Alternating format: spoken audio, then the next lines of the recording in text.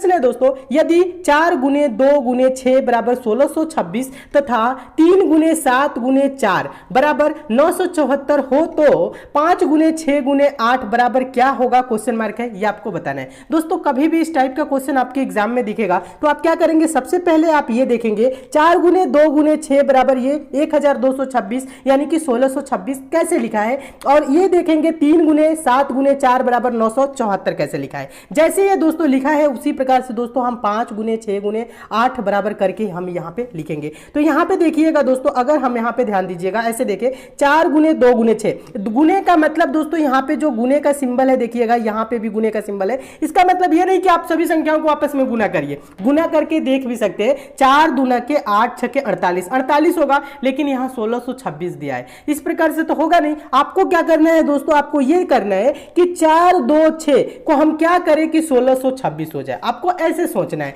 तो देखिए 4 2 6 तो क्या करना है 1626। तो यहां पे ध्यान दीजिएगा, अगर हम 4 का स्क्वायर कर दे तो दोस्तों क्या हो जाएगा 16 हो जाएगा, समझिएगा। ये 2 को उसके बाद लिख देना, ये 6 है उसके बाद लिख दीजिए, समझ रहे हैं क्या किया, 4 का स्क्वायर 16, उसके बाद 2 गुने 6 है ना, तो 2 और 6 ज्यों का त्यों लिख देना है, 1626 हो गया, ठीक है।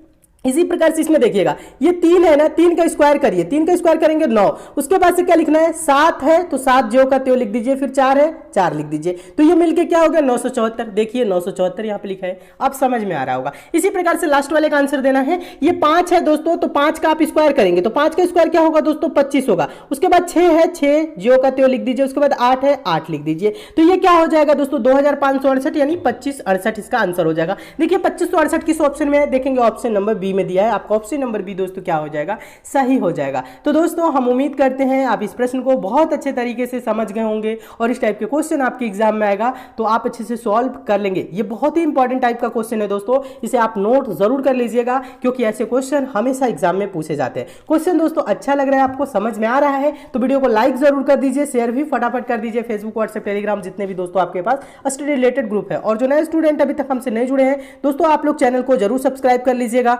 नोटिफिकेशन बेल को भी दोस्तों ऑन कर लीजिएगा ताकि आगामी एग्जाम के लिए हम जितने भी इंपॉर्टेंट वीडियो दें उसकी आपको नोटिफिकेशन मिले, ठीक है। तो अभी तक नहीं जुड़े हैं जरूर जुड़िए, इस चैनल से आपको बहुत लाभ मिलेगा। चलिए नेक्स्ट क्वेश्चन देखते हैं। दूसरा क्वेश्चन देखिएगा, काफी इंपॉर्टेंट है, आसान तरीका बता रहा हूं, पूछा गया प्रश्न है, पहले एक बार प्रश्न को ध्यान से पढ़िएगा। प्रश्न है नीचे दी गई प्रश्न का सही वेन आरेख बताएं। वेन डायग्राम बनाना है डॉक्टर, रोगी और मनुष्य के बीच। तो दोस्तों वेन डायग्राम के प्रश्नों को सॉल्व करने के लिए हम आपको पहले भी आसान तरीका बताएं, फिर से बता रहे हैं, समझिएगा। वेन डायग्राम के कभी भी क्वेश्चन आएगा तो सबसे पहले आप क्या करेंगे, इन तीनों शब्दों पे विचार करेंगे। कौन तीनों शब्द, डॉक्टर, रोगी और मनुष्य, ये एक दूसरे से आप देखिए कैसे संबंधित है, इनका आपस में रिलेशन कैसा है, आपको ये देखना है। देखिए डॉक्टर क्या होता है, आपके दिमाग में एक इमेज बन रहा होगा डॉक्टर की, रोगी क्या होते हैं ये भी बन रहा होगा, मनुष्य क्या होते हैं ये भी बन रहा होगा, ठीक है। तो दोस्तों जो डॉक्टर होगा वो मनुष्य के अंतर्गत आएगा, रोगी भी होगा वो भी क्या होगा मनुष्य के अंतर्गत आएगा। तो इस प्रकार से ध्यान दीजिएगा, यहां पे ये सर्कल बना दिया हम किसका, मनुष्य का। मनुष्य के अंतर्गत क्या आएंगे, डॉक्टर जितने भी होंगे मनुष्य होंगे, ठीक है, रोगी जितने भी होंगे मनुष्य होंगे, ठीक है। ध्यान दीजिएगा डॉक्टर और रोगी किसके अंतर्गत आएंगे, मनुष्य के अंतर्गत आएंगे। बहुत से स्टूडेंट इस प्रकार से भी सोच लेते हैं कि कुछ डॉक्टर रोगी भी होते हैं, कुछ रोगी डॉक्टर भी होते हैं, तो ऐसे आपको नहीं सोचना है दोस्तों। डॉक्टर एक पर्टिकुलर यहाँ पे एक मतलब इस प्रकार से समझिएगा, डॉक्टर के बारे में आप समझ सकते हैं, डॉक्टर है उस टाइम पे तो उसे डॉक्टर ही कह रहे हैं, रोगी है तो रोगी कह रहे हैं, यानी कि आपको ये इस प्रकार से ऐसा नहीं सोचना है डॉक्टर रोगी होते हैं रोगी डॉक्टर होते हैं। ऐसे अगर आप कंफ्यूजन में सोचेंगे तो आप प्रश्न का आंसर गलत कर देंगे। और यहां पे ये पूछा गया क्वेश्चन है दोस्तों, और ये आयोग द्वारा आंसर जो दिया गया है ये इसी प्रकार से आंसर दिया गया है, यानी ऑप्शन नंबर 20 का राइट आंसर हो जाएगा। समझिएगा क्वेश्चन को यहां पे थोड़ा सा समझने का प्रयास करिएगा, एक बार और समझाता हूं, समझिएगा। देखिए यहां पे एक सर्कल बनाएंगे किसका, मनुष्य का, और मनुष्य के अंतर्गत क्या आएंगे, डॉक्टर जितने भी होंगे मनुष्य होंगे, रोगी क्या होंगे वो भी मनुष्य होंगे, यानी ये दोनों अलग अलग है, डॉक्टर अलग होते हैं रोगी अलग होते हैं, समझ रहे हैं ना। इस प्रकार से इसको अलग अलग हम बनाएंगे, यानी ऑप्शन नंबर बी क्या हो जाएगा दोस्तों, सही हो जाए। तीसरा क्वेश्चन है मिसिंग नंबर का है, काफी इंपॉर्टेंट क्वेश्चन है, पूछा गया प्रश्न है, आसान तरीका बता रहा हूं, पहले एक बार प्रश्न को ध्यान से देखिएगा। प्रश्न है दोस्तों दिए गए विकल्पों में से लुप्त संख्या ज्ञात कीजिए। लुप्त संख्या मतलब दोस्तों क्या होता है, मिसिंग नंबर। यहां पे देखिए लास्ट वाले यहां पे कोने में देखेंगे तो क्या है दोस्तों, यहां पे क्वेश्चन मार्क है और यहाँ पे संख्या गायब है, यहीं पे आपको बताना है कौन सी संख्या होगी। तो दोस्तों मिसिंग नंबर के लिए हम आपको क्या बताए हैं, संख्याओं को पहले ध्यान से देखेंगे, 14, 9, 4, 12, 7, 2, 10, 5, 0 और उसके बाद से देखिए दोस्तों यहाँ पे क्या है 16, 11 क्वेश्चन मार्क। तो यहाँ पे अगर ध्यान से देखेंगे दोस्तों संख्याएं कहाँ बड़ी नजर आ रही है, नीचे की तरफ, यानी इस लाइन में क्या है दोस्तों 16 सबसे बड़ी है और इस लाइन में दोस्तों क्या है सबसे बड़ी संख्या 11 है। यानी प्रश्न कैसे सॉल्व होगा, ऊपर से नीचे की तरफ, सिंपल हो जाता है जब आप ऐसे सोचते हैं। तो देखिए आपको करना क्या है दोस्तों 14, 12, 10 को कुछ करके दोस्तों यहाँ पे 16 लाना है। क्या लाना है दोस्तों यहाँ पे 16 लाना है। तो 14, 12, 10 जोड़ेंगे तो दोस्तों क्या होगा 16 नहीं होगा। आप ऐसे देखिए, थोड़ा सा ध्यान दीजिए, 14, 12 जोड़ेंगे तो दोस्तों क्या हो जाएगा 26 हो जाएगा। इसको प्लस करेंगे तो क्या होगा 26 और इसमें से क्या करिए 26 में से इसको माइनस कर लीजिए, 26 में से 10 कम कर लेंगे तो क्या आ जाएगा दोस्तों बराबर में 16 आएगा। समझ रहे हैं, देखिए एक बार समझाता हूं। देखिए यहां पे क्या करिए इन दोनों संख्याओं को जोड़ लीजिए, 14 और 12 जोड़ेंगे 26 और 26 में से क्या करिए 10 को माइनस करिए तो बराबर में दोस्तों क्या आ जाएगा 16 आएगा। समझ रहे हैं। इसी प्रकार से सेकंड वाले में देखिएगा 9 और 7 जोड़ेंगे तो 9, 7, 16, 16 होगा। 16 में से 5 कम कर लेंगे तो क्या हो जाएगा दोस्तों बराबर का 11 हो जाएगा। 16 में से 5 कम करेंगे तो क्या होगा 11 ही होगा ना, 9, 7, 16, 16 में से 5 कम करेंगे 11। समझ रहे हैं। इसी प्रकार से दोस्तों 4, 2 जोड़ेंगे 6 और 6 में से माइनस करेंगे 0, 6 में से 0 घटाएंगे तो बराबर में दोस्तों क्या होगा बताइए, बराबर में यहाँ पे क्या होगा 6 ही होगा। तो देखिए यहाँ पे 6 होगा तो 6 किस ऑप्शन में है, देखेंगे ऑप्शन नंबर सी में है। आपका ऑप्शन नंबर सी दोस्तों क्या हो जाएगा सही हो जाएगा। तो दोस्तों हम उम्मीद करते हैं आप इस प्रश्न को बहुत अच्छे तरीके से समझ गए होंगे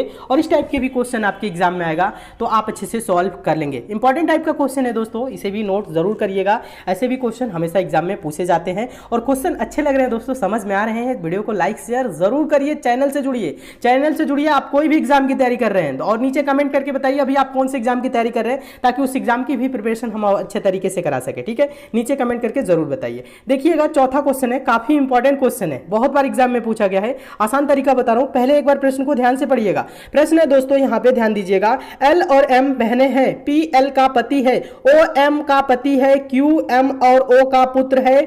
यहां पे कह रहे हैं तो एल और क्यू का क्या संबंध है, एल और क्यू का क्या संबंध है, आपस में कैसे संबंधित है ये आपको बताना है। कुछ भी नहीं करना है, ऐसे आपको प्रश्नों को सॉल्व करने के लिए हम आपको डायग्राम बनाना बताए थे। यहां पे कह रहे हैं एल और एम बहनें हैं, कौन बहन है दोस्तों एल और एम, क्या है बहनें हैं तो माइनस से यहाँ पे इंगित करेंगे। ठीक है, देखिए एल और एम बहनें हैं। फिर कह रहा है पी एल का पति है, कौन पति है दोस्तों पी पति है, किसका पति है पी दोस्तों एल का पति है, तो प्लस कर देते हैं मेल है तो। अब आगे देखिए कह रहा है दोस्तों ओ एम का पति है, ओ किसका पति है दोस्तों ओ एम का पति है, चलिए ठीक है इसे भी हम प्लस कर देते हैं। फिर कह रहा है दोस्तों क्यू एम और ओ, देखिएगा क्यू एम और ओ का पुत्र है, क्यू किसका पुत्र है एम और ओ का पुत्र है, यानी कि यहां पे क्यू हो जाएगा, ये पुत्र है किसका एम का भी पुत्र है ओ का भी पुत्र है, यानी कि एम इसकी मम्मी है और ओ इसके पापा है, क्योंकि ये दोनों विवाहित है ना एम और ओ। ठीक है, पति पत्नी है तो पुत्र इनका कौन है क्यू है। यहां तक तो समझ में आ गया। चलिए आगे बोल रहे हैं तो एल और क्यू का क्या संबंध है, यहां पे कह रहा है एल और क्यू का क्या संबंध है, तो यहां पे कह रहा है ध्यान दीजिएगा एम इसकी कौन है क्यू की मम्मी है और एल कौन है मम्मी की बहन है, तो मम्मी की बहन है तो ये मौसी लगेगी। ठीक है, समझिएगा। यहां पे ऑप्शन में दिया है जीजा, यहां पे मौसेरा भाई, यहां पे ऑप्शन नंबर सी में भांजा और यहां पे है पुत्र, तो यानी कि ये मौसी लगेगी, तो मौसी की तरफ से इसका रिलेशन क्या होगा। मान लीजिए आप कोई महिला है, आपकी बहन कोई महिला होगी, ठीक है, यहां इस प्रकार से सोचना है, और उसका पुत्र आपका क्या लगेगा भांजा लगेगा। क्या लगेगा दोस्तों, देखिए यहां पे तो ये क्या लगेगी, अगर इसे पूछे कि यल क्या लगेगा क्यू का, इस प्रकार से यल क्या लगेगी क्यू की, तो इस प्रकार से बोलेंगे तो मौसी, लेकिन इधर रिश्ता ऐसे मौसी का नहीं दिया है, यहां पे पूछ रहे हैं दोस्तों क्यू का। ऑप्शन के हिसाब से देखें तो क्यू क्या लगेगा एल का, तो ये क्या लगेगा भांजा लगेगा। ठीक है, क्यू क्या लगेगा भांजा, आंसर होगा ऑप्शन नंबर सी। तो पांचवा क्वेश्चन देखिएगा, पांचवा क्वेश्चन हम आपको बता दें दोस्तों, पहले ही बता देते हैं ये क्या है, मोस्ट इंपॉर्टेंट क्वेश्चन है, पूछा गया प्रश्न है, बहुत बार एग्जाम में रिपीट किया है और हम आपको बता दें आसान तरीका बताएंगे। पहले क्या करिए दोस्तों, आप प्रश्न सॉल्व करने से पहले वीडियो को पॉज करिए और अपने आप से सॉल्व करने का प्रयास जरूर करिए, देखिए क्या आप इस प्रश्न को सॉल्व कर पा रहे हैं कि नहीं कर पा रहे हैं। देखिए उसके बाद से वीडियो को देखिएगा, हम देखिए बता रहे हैं कैसे सॉल्व करना है, आप एक बार ट्राई जरूर करिएगा अपने आप से भी सॉल्व करने का। क्वेश्चन है दिए गए विकल्पों में से संबंधित संख्या को चुनिए। कहने का मतलब है दोस्तों यहाँ ऐसे देखना है, यहाँ पे 20 का संबंध दोस्तों जिस प्रकार से 6 से है उसी प्रकार से आपको बताना है 40 का संबंध किससे होगा, इन चारों विकल्पों में से कौन सा विकल्प सही होगा। तो देखिए हम आपको आसान तरीका बता रहे हैं, समझिएगा। 20 को हम 6 कैसे कर सकते हैं, 2 से अगर दोस्तों भाग करेंगे तो क्या होगा 10, और 10 में से 4 माइनस करेंगे तो 6 हो जाएगा। इसी प्रकार से 2 से भाग करेंगे 40 को तो कितने बार में जाएगा 20, और इसमें से 4 माइनस करेंगे। जब इसमें से दोस्तों जब 4 माइनस करेंगे तो होगा 16, लेकिन देखेंगे 16 किसी ऑप्शन में नहीं दिख रहा है। तो प्रश्न क्या होगा दोस्तों, ऐसे सॉल्व नहीं होगा। जब ये प्रश्न ऐसे सॉल्व नहीं होगा तो कैसे सॉल्व होगा, अब हम इसको अलग तरीके से सोचेंगे। अलग तरीके से दोस्तों हम कैसे सोच सकते हैं, थोड़ा सा ध्यान दीजिएगा। अब देखिए आप चाहे तो ऐसे भी कर सकते हैं दोस्तों, 20 में से क्या कर सकते हैं दोस्तों, 20 में से आप घटा के भी देख सकते हैं। 20 में से क्या करेंगे दोस्तों 14 घटाएंगे, ठीक है। 20 में से 14 घटाएंगे तो क्या हो जाएगा दोस्तों 6 होगा। इस प्रकार से 40 में से दोस्तों 14 घटाएंगे, ध्यान दीजिएगा 40 में से आप क्या करिए 14 घटाइए, ठीक है। 40 में से दोस्तों 14 घटाएंगे तो क्या होगा 26 होगा, लेकिन 26 देखेंगे किसी ऑप्शन में है, 26 भी किसी ऑप्शन में नहीं है। तो प्रश्न ऐसे सॉल्व नहीं होगा। आप क्या करेंगे, कुछ अलग तरीके से सोचेंगे। देखिए हम यहाँ पे आपको समझने का तरीका समझा रहे हैं कि आप कैसे कैसे सोच सकते हैं, सॉल्व करने का तरीका समझा रहे हैं, ठीक है। तो आप ऐसे ऐसे प्रश्नों को सोचने का भी तरीका सीखिए, कैसे प्रश्नों को हम सोचते हैं, कैसे इसका आंसर लाएंगे। हम तो डायरेक्ट आंसर आपको बता देंगे, आप डायरेक्ट देख भी लेंगे, लेकिन एग्जाम में जाएंगे तो आप सोच ही नहीं पाएंगे। इसलिए दोस्तों हम यहाँ पे आपको क्या कर रहे हैं, सोचने का तरीका बता रहे हैं, आप कैसे कैसे अलग अलग तरीके से इस प्रश्न को सोच सकते हैं। जब भैया ऐसे सॉल्व नहीं हुआ तब हम क्या करेंगे, दूसरा रूल अप्लाई करेंगे। अगला रूल क्या होगा दोस्तों, यहाँ पे 20 और 6 है, इसको आप कटाइए, 2 दहा में 20 और ये 2 तिहाई 6, रेशियो क्या आया दोस्तों 10:3 का,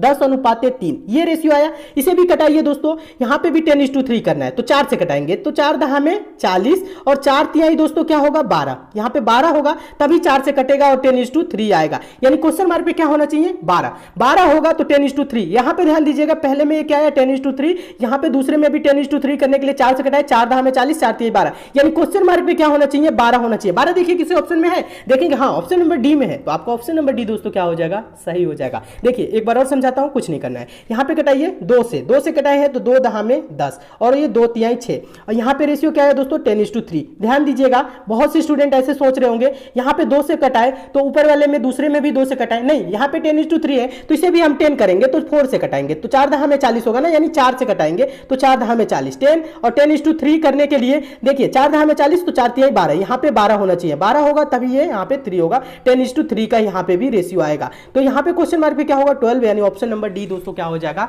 सही हो जाएगा।